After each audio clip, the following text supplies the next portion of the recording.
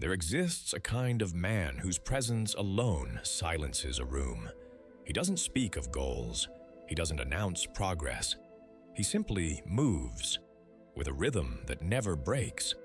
While others start strong and vanish within weeks, he endures.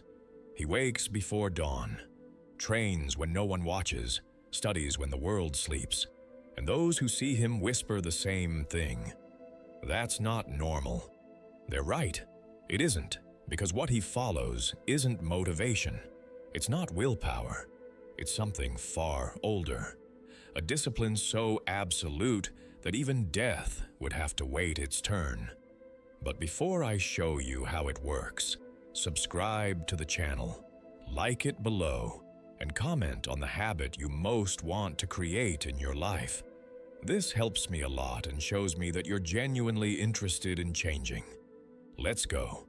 The samurai called it Fudōshin, the immovable mind. It's the discipline that outlives desire. And today, you'll learn how to awaken it.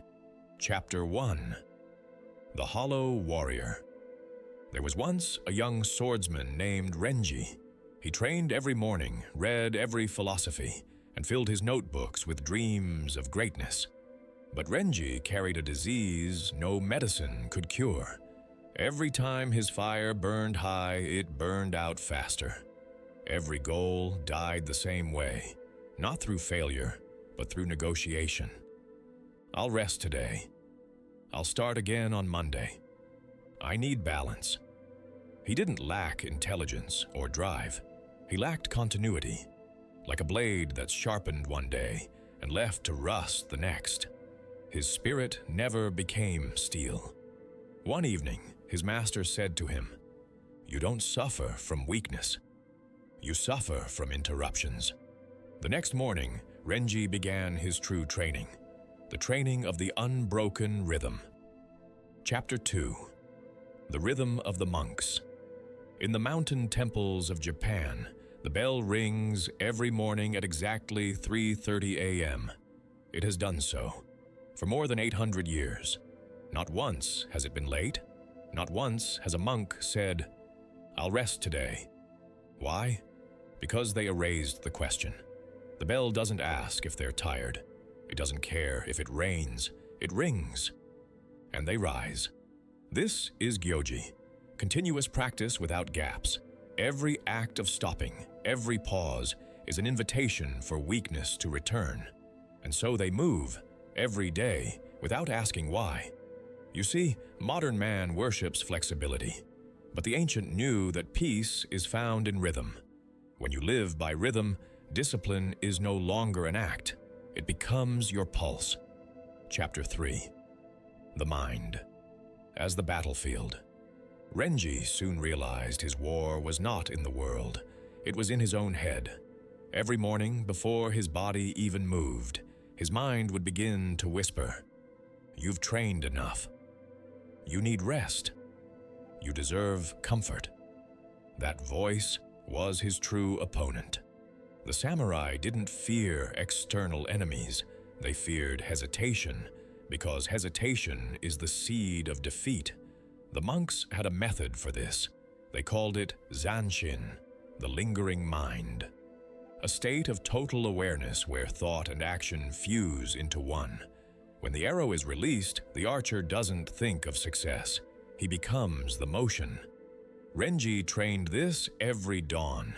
When the whisper came, he didn't argue. He moved. Action became his weapon. Silence, his shield. Chapter 4. The Death of Comfort. There comes a moment when the path begins to hurt. Not the body, but the identity. Renji's friends started to drift away. They said he was becoming distant, too focused, too obsessed. But obsession is what the undisciplined call devotion. Comfort was the enemy that smiled. It offered pleasure disguised as peace. He learned to reject it like poison. Cold mornings became teachers. Hunger became prayer. Pain became reminder.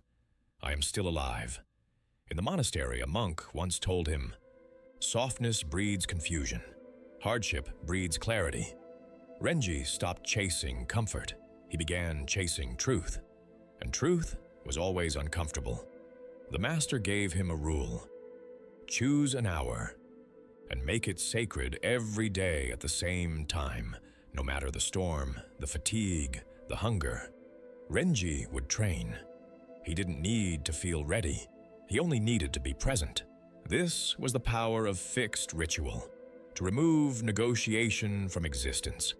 When time is constant, discipline stops being a decision.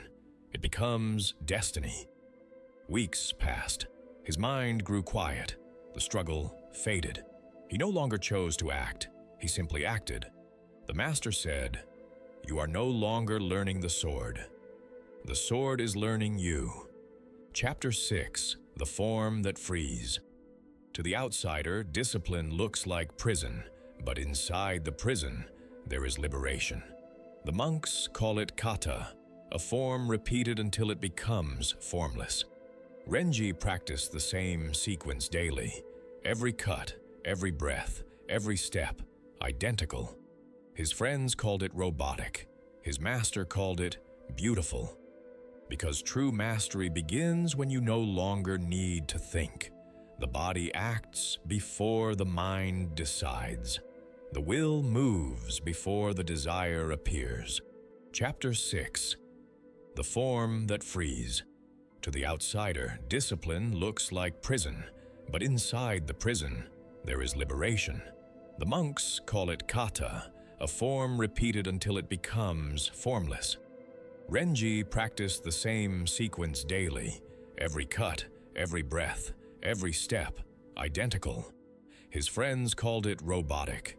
His master called it beautiful.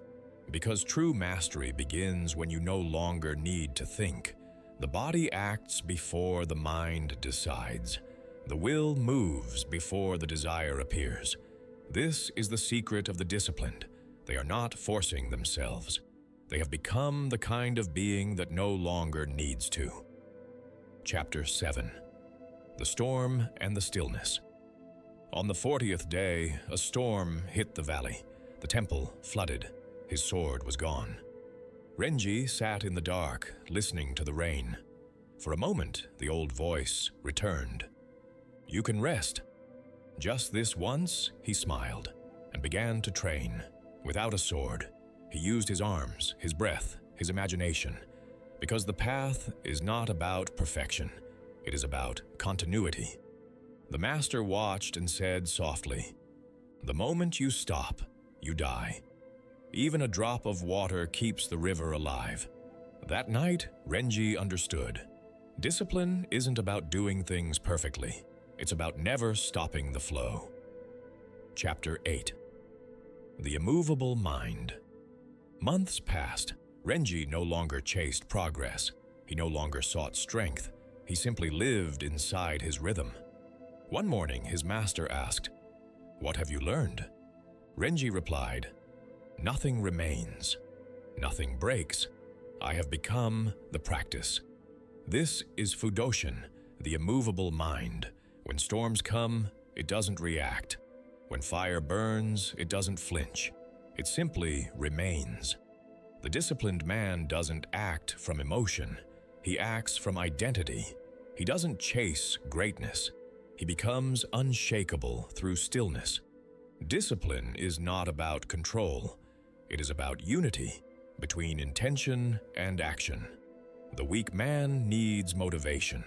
The strong man needs silence. When you master the rhythm, you realize something profound. You were never fighting laziness. You were fighting separation from your own path. Renji's story is every man's story, the story of becoming whole again. So ask yourself, do you want to feel motivated or do you want to become inevitable? Because once you walk the silent path, there is no going back.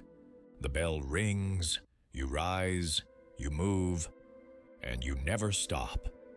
If you've watched this far, thank you very much for your attention. See you in the next video.